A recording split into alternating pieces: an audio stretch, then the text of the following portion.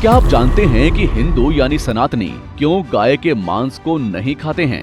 गाय को गौ माता क्यों कहा जाता है और क्यों गौ माता की पूजा की जाती है? नहीं जानते? तो चलिए आज हम आपको उस सनातन के सत्य के बारे में बताएंगे जो आज तक दुनिया में कोई किसी भी चैनल के माध्यम से आपको नहीं बताया होगा। आज दुनिया के हर एक हिंदू सनातनियों को इस वीडियो को देखना चाहिए ताकि आने वाले भविष्य में यदि कोई आपसे पूछे कि आप लोग गाय के मांस को क्यों नहीं खाते हैं तो आप बता सकें। यदि आप एक हिंदू हैं तो आज आपको इस जवाब के बारे में पता होना जरूरी है। जो लोग आज अपने आप को हिंदू कहते हैं और 36 इंच सीने को फुलाकर गर्व के साथ कहते हैं कि हम हिंदू हैं, तो सुन लीजिए, इसके लिए आपको किसी से बेइज्जत होने से पहले ये जानना जरूरी होगा कि हिंदू गाय के मांस को क्यों नहीं खाते हैं। लेकिन वीडियो शुरू करने से पहले यदि आप हमारे चैनल पर नए हैं तो चैनल को सब्सक्राइब कर दीजिए। आज हम वो बताएंगे जो जिंदगी में आप फिर कभी भूल नहीं पाएंगे। इतनी अच्छी जानकारी के लिए एक सब्सक्राइब तो बनता है। इस स्टोरी को लिखने में हमें काफी समय और मेहनत लगी है, इसलिए चैनल को सब्सक्राइब करके वीडियो को शेयर करें और हमें सपोर्ट करें। आज से हजारों साल पहले लोग अपने घर में गाय के गोबर को पानी में मिलाकर घर के चारों ओर, मंदिर में और पूजा में भी गोबर जल का छिड़काव किया करते थे।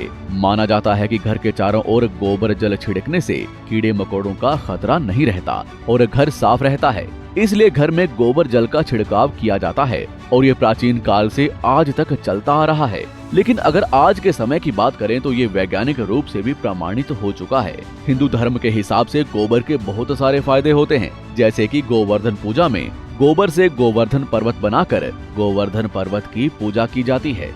शरीर का कोई भी अंग आग से जलने पर यदि उस जले हुए अंग पर गोबर लगा दिया जाए तो मरीज को जलन कम होती है। शरीर पर स्किन की किसी भी प्रकार की समस्या होने पर नियमित रूप से गोबर लगाने से स्किन की समस्या दूर हो जाती है। इसके अलावा मलेरिया और डेंगू जैसी बीमारियों के इलाज के लिए भी गोबर बहुत बड़ी भूमिका निभाता है। हम सभी जानते हैं कि बैल यानी कि नंदी जी को भगवान शिव का वाहन माना जाता है और बैल भगवान श्री कृष्ण को भी अति प्रिय हैं। इसलिए गाय से हम लोग बहुत ज्यादा प्यार करते हैं। इसके अलावा वेद को सनातन धर्म का आदि पुराण माना जाता है। वेद को हम संविधान भी कह सकते हैं क्योंकि हर एक देश में संविधान होते हैं। यदि आप सरकार द्वारा बनाए गए नियमों को नहीं मानते तो उसके लिए आपको बुरे परिणाम भुगतने पड़ते हैं। इसी तरह भगवान का भी एक संविधान होता है। अगर हम उस संविधान के नियमों का पालन नहीं करते हैं तो हमें भी उसके दर्दनाक परिणाम भुगतने पड़ते हैं। ठीक वैसे ही वेद भी एक संविधान है और उसे भगवान विष्णु जी की पवित्र वाणी भी कहा जाता है।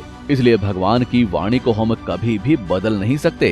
यदि आप एक हिंदू हैं तो आपको ये पता होना चाहिए कि सनातन धर्म के हिसाब से वेद में 7 तरह की माताएं होती हैं, जैसे कि जन्म देने वाली माता, वेद माता, गौ माता, रानी माता, पृथ्वी माता, गुरु पत्नी माता, ब्राह्मण माता। इसलिए वेद के अनुसार गाय हमें जन्म देने वाली माता के जैसी ही होती है। हम इंसान बचपन में अपनी माता का दूध पी सकते हैं लेकिन कभी भी अपनी माता का मांस नहीं खा सकते। शास्त्रों के हिसाब से यदि गाय हमारी माता है तो हम गौ माता का दूध पी सकते हैं, लेकिन कभी भी गौ माता के मांस को खाना तो दूर, हम उसके बारे में सोच भी नहीं सकते। श्री चैतन्य महाप्रभु कहते हैं कि जो व्यक्ति गाय के मांस को खाते हैं और जो व्यक्ति किसी और को गाय का मांस खाने या फिर काटने का सुझाव देते हैं, उन दोनों के शरीर में जितने भी बाल होते हैं उतने 1000 सालों तक उन्हें नर्क लोक में अपने पापों की सजा भुगतनी पड़ती है। और जो इसका प्रमाण चाहते हैं उनके लिए ऋग्वेद के अध्याय 8 में भगवान स्वयं कहते हैं कि मैं ज्ञानी व्यक्ति को कह रहा हूँ, आप लोग कभी भी बेजुबान मासूम गाय की हत्या ना करें।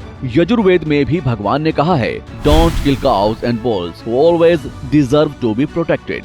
ऋग्वेद में भी बताया गया है कि गाय को मारना मतलब मनुष्य को मारने के जैसा होता है, दोनों में कोई फर्क नहीं है। यानी जो गाय को मारते हैं वो राक्षस हैं। यजुर्वेद में बताया गया है कि हमें गौ माता और गौपुत्र की रक्षा करनी चाहिए, उनका पालन पोषण करना चाहिए। हमारे आदि पिता मनु और 18 विद्वान महर्षि ने बताया है कि जो व्यक्ति गौ हत्या या ब्रह्म हत्या, मनुष्य हत्या, नशा करना, चोरी करना, पराई करना या फिर पराई स्त्री के साथ संभोग करते हैं वो महापापी होते हैं। इसका साफ साफ मतलब ये होता है कि जो व्यक्ति गौ हत्या करेंगे और जो उनका साथ देंगे वो सब महापाप के भागी बनेंगे। इसलिए गाय हत्या जैसे महापापों को जितनी जल्दी हो सके रोक दिया जाए। घर घर में गौशाला बनाकर हमें गाय की रक्षा करनी चाहिए, उनकी सेवा करनी चाहिए। यदि कोई व्यक्ति अनजाने में भी गाय के मांस को खाता है तब भी उसे अपने पापों से मुक्त होने के लिए प्रजापत्य व्रत का पालन करना होता है। हमने अब तक जो कुछ बताया है वो शास्त्रों के अनुसार ही बताया है। अब यदि हम शास्त्र से बाहर देखें तो हम देखेंगे कि दुनिया में सिर्फ गाय ही एक ऐसा प्राणी है जो सिर्फ घास और पत्तियां खाकर हमें पौष्टिक दूध, दही, पनीर, मक्खन, गोमूत्र, गोबर, खाद, एंटीबायोटिक, मेडिसिन आदि दे करके हमें स्वस्थ रहने में मदद करता है। लेकिन दुख इस बात का है कि हम गाय को पालते तो हैं लेकिन काटता है कसाई। क्योंकि जब गाय दूध देना बंद कर देती है तो लोग गाय को बेच देते हैं और कसाई उसे काट देता है। वैसे देखा जाए तो इंसानी बच्चे जब थोड़े बड़े हो जाते हैं तो बच्चों की माँ भी बच्चों को दूध पिलाना बंद कर देती है। लेकिन इसका मतलब ये नहीं कि आप उस माँ को ही बेच देंगे। गाय हमारी माँ की जैसी होती है, इसलिए तो गाय को हम गौ माता कहते हैं, उसकी पूजा करते हैं और एक हिंदू होने के नाते यही हमारा धर्म है, यही सत्य है और यही सनातन है। वैसे दूध की बात करें तो गाय के दूध में भरपूर मात्रा में आयरन, विटामिन, कैल्शियम जैसे गुण मौजूद होते हैं। इसके अलावा देखा जाए तो गाय प्राचीन काल से लेकर आज तक हमारी जमीन को जोतने में हमें सहायता करती आ रही है। फिर भी कुछ लोग ऐसे होते हैं जो सिर्फ पैसों के लिए उन्हें कसाई के पास बेच देते हैं, कमजोर गाय को रास्ते पे छोड़ देते हैं। चाहे बारिश, आंधी, तूफान कुछ भी आए फिर भी कोई उन्हें गौशाला में लेकर नहीं जाता। बीमार होने पर भी कोई उसका इलाज नहीं कराता। लेकिन जब भी दूध और पैसों की बात आती है तो लोग कुछ भी करने को तैयार हो जाते हैं। दोस्तों, हमारे लिए गाय की रक्षा करना सबसे जरूरी है क्योंकि गाय हमें तरह तरह के पौष्टिक भोजन और बीमारियों के उपचार देकर हमें स्वस्थ रहने में मदद करती है। अब सवाल है कि हिंदू गाय का मांस नहीं खाता तो फिर गाय के चमड़े से बनाए गए जूते हिंदू लोग क्यों पहनते हैं?